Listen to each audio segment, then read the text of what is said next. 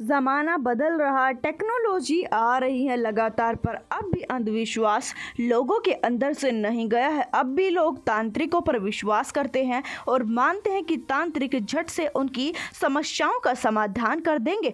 चाहे वह समस्या कोई घरेलू समस्या हो, पति पत्नी का झगड़ा हो, प्रेमी प्रेमिका का मिलन हो या फिर पैसे की समस्या हो, एक ऐसा खौफनाक मामला निकलकर सामने आ रहा है जिसे तांत्रिक की करतूतों के बारे में जानकर आपके पैरों तले से जमीन खिसक जाएगी। जो महिलाएं उसके पास में जाती थी, उनके साथ में वह जो कांड करता था, खासकर कुंवारी लड़कियों के साथ में। नमस्कार दोस्तों, स्वागत है आप सभी का एक बार फिर से। बड़ी वारदात निकल कर सामने आ रही है, जहां पर काफी सालों तक इंतजार करने के बाद में, काफी सालों तक छानबीन करने के बाद में पुलिस ने एक आरोपी को गिरफ्तार किया। आरोपी का नाम उहमद बताया जा रहा है। पेशे से वह एक तांत्रिक था। उसने 3 शादियां की थी और अपनी पत्नी के साथ में रहा करता था। उसके पिता की मौत हो चुकी थी। उसके पिता भी अपने समय के जाने माने तांत्रिक रह चुके थे। उहमद रात के 1 बजे उठ जाता है। उसके बाद में वह कुछ खास नहीं सोता, रातों भर जगा करता था। वह एक मिशन पर निकल चुका था।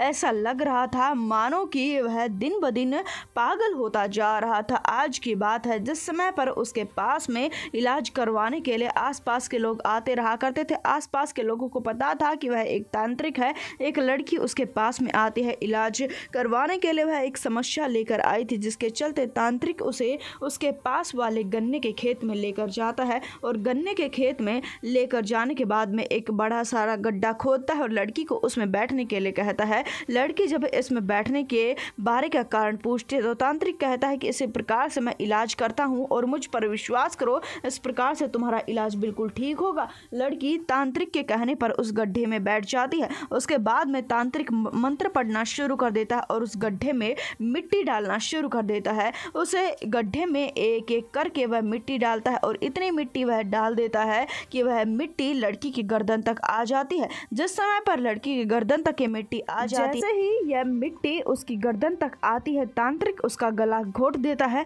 गला घोटते ही उसके मुंह से लार निकलती है। लार देखकर तांत्रिक मानो खुशी से झूम उठता है, पागल होने लगता है और उस लार को वह चाट जाता है। उसके बाद में पास वाले गड्ढे में लड़की को दफना देता है। आखिर उसने ऐसी खौफनाक वारदात को अंजाम दिया तो दिया कैसे? उसे और लड़कियां चाहिए हैं, यह बात आकर वह अपनी पत्नी को बताता है, जिसके चलते उसकी पत्नियां उसके लिए लड़की फंसा कर लेकर आया करती थी। वह हर लड़की को गन्ने के खेत में ले जाकर रोजाना यही कांड किया करता था। देखते ही देखते समय बीतता चला जाता है। इतनी ज्यादा लड़कियां कहां से लेकर आए? उसका टारगेट था 70 लड़कियों का। 70 लड़कियों को उसे ऐसे ही मारना था, जिसके चलते वह अपनी पत्नी से इस बारे में सुझाव मांगता है तो उसकी पत्नी कहती है कि तुम वेश्याओं को लेकर आओ। वेश्याओं की अगर तुम हत्या भी कर दोगे तो कोई पूछने वाला नहीं है। इसी वजह से वह बाजार में जाता और वेश्याओं को लेकर आता। रोज एक वेश्या को लेकर आया करता था। देखते ही देखते वेश्या भी गायब होना शुरू हो जाती हैं।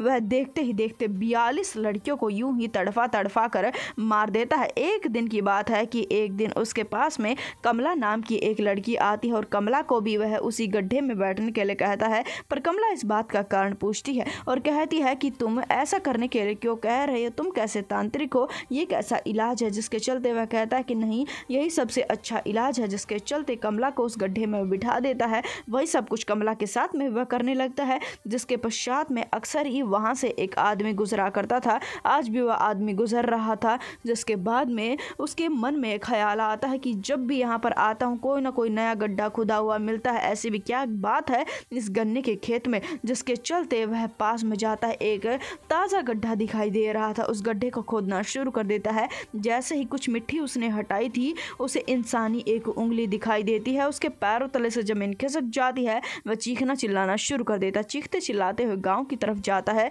गाँव के चंद लोगों को बुला कर लेकर आता है। उसी समय पर वह तांत्रिक घर पर नहीं था, ना ही उसकी पत्नियां घर पर थी। जिसके चलते पुलिस को भी बुला लिया जाता है और इस गड्ढे को खोदा जाता है। तो इस गड्ढे में से एक लड़की निकलती है, जिसका नाम कमला था। इस लड़की के बारे में पूछताछ पुलिस करना शुरू कर देती है। तो कमला को जो टैक्सी वाला यहाँ पर छोड़ने के लिए आया था, उससे जांच पड़ताल की जाती है। सारी सच्चाई सामने आती है कि कमला अपनी परेशानी के चलते इस तांत्रिक के पास में आई थी। पुलिस ने तांत्रिक को गिरफ्तार कर लिया, पर तांत्रिक कुछ भी बताने से साफ साफ मना कर देता है और कहता है कि कमला को वह नहीं जानता।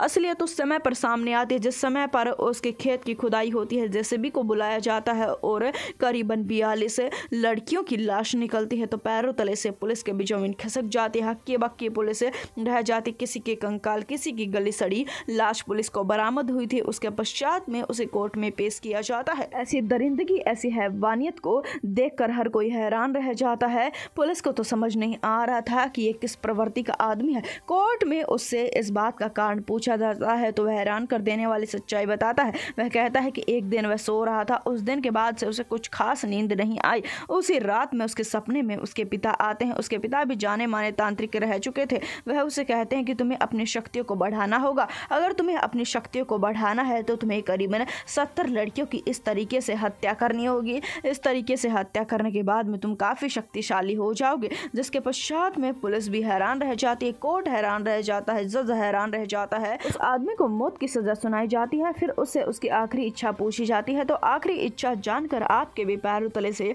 जमीन खिसक जाएगी। आप ये सोचने पर मजबूर हो जाएंगे क्या ऐसे हैवान भी हमारे बीच में रहते हैं। वह कहता है कि मैं 28 लड़कियों को और इसी प्रकार से मारना चाहता हूँ, तब जाकर मेरा ये 70 का टारगेट पूरा होगा। 70 का टारगेट पूरा होने के बिना मैं नहीं मरना चाहता। बाद में ऑर्डर के अनुसार पुलिस वाले उसे गोलियों से बूंद बूंद कर उसकी हत्या कर देते हैं। हालांकि काफी हैरान कर देने वाला मामला। इस वारदात को जितना हो सके उतना शेयर कर दे, चैनल को सब्सक्राइब कर दे। हम आपसे मिलेंगे एक बार फिर से। धन्यवाद।